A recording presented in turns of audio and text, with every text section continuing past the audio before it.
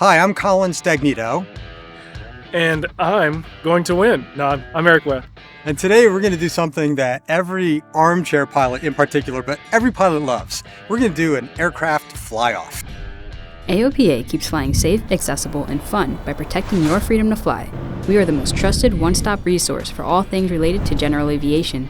Become an AOPA pilot today.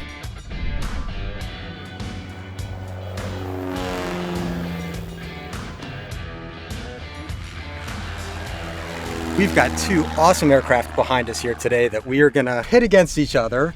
And we have in the distance an early 1990s Piper Super Cub, and right behind us we have AOPA's 1953 Cessna 170, but this is no longer stock. Let me say, I think initially this would have been a horrible competition because I would have probably the Super Cub would have really kicked this 170's butt. Yep. Sorry to everybody who owns a Cessna 170. They're awesome airplanes, but what we're looking to do is make an unbelievable backcountry airplane, short landing distance, short takeoff, Yep. Amazing climb, and as great as the 170 was, not quite as good as the Super Cub. Yeah, back when it had the 145 horsepower engine, the Cub as it sits has 150, and it's probably about half the weight of what the 170 was, so there was no competition who would have won that. But now, after seeing you take that thing off a couple of times in such a short distance, it's now a fair competition. In fact, I'm pretty sure the 170 is going to kick the Super Cub's butt, but that's my opinion. I'm also 40 pounds heavier than Colin, so I'm just going to throw that excuse out there now.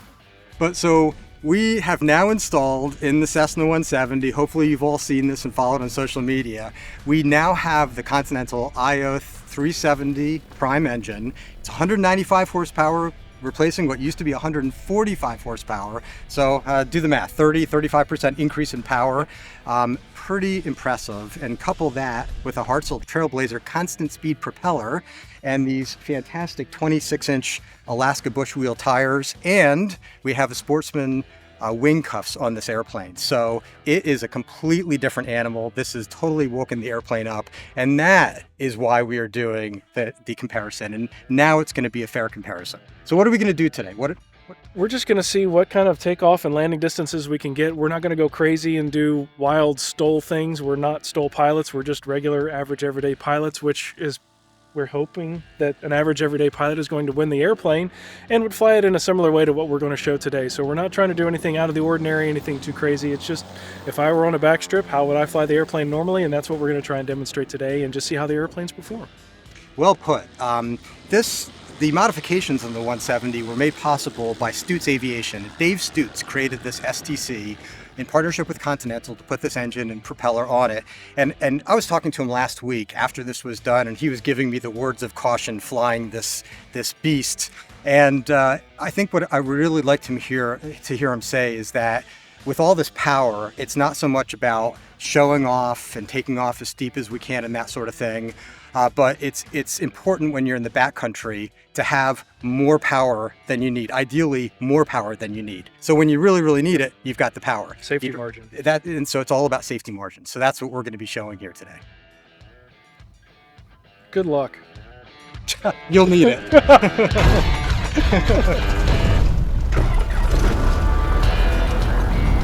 Okay, here we go. It is the Cessna 170 and Piper Super Cub fly-off. So we're going to do some takeoffs and landings and just show how this Cessna 170 with a 195 horsepower Continental IO 370 prime engine with the Hartzell propeller can take off. Here we go. Put the feet on the brakes, going to give it some power, and we're going to be airborne before you know it. This airplane does have a pretty amazing takeoff ability. I'm like a kid in the candy store.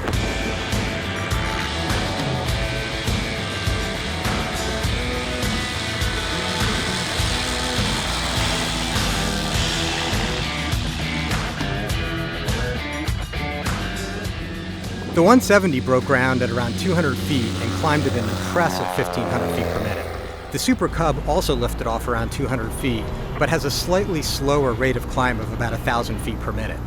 On landing, our touchdown point was a gravel road intersecting the runway at the 500-foot mark.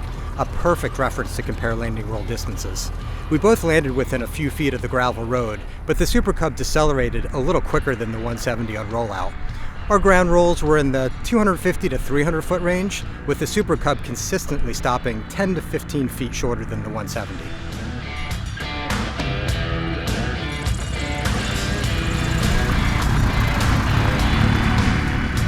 Very nice. I think maybe you beat me by a couple feet. Yeah, it was a little high and a little fast. Okay, so more of the same. We've got first notch of flaps. It's 20 degrees for takeoff.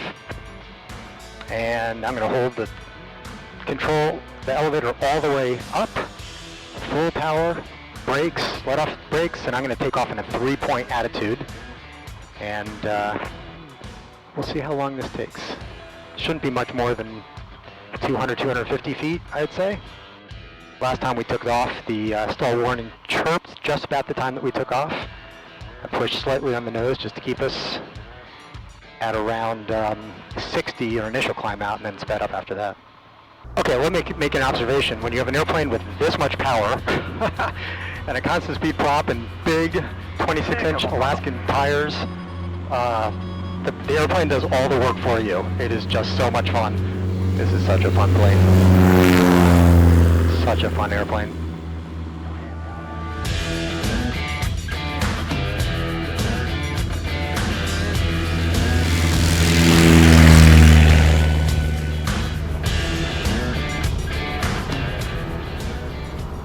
These wing cuffs are definitely allowing me to fly slower without the stall horn chirping at all, compared to when I did the stall demonstration in Tampa. So I'm definitely feeling a difference there.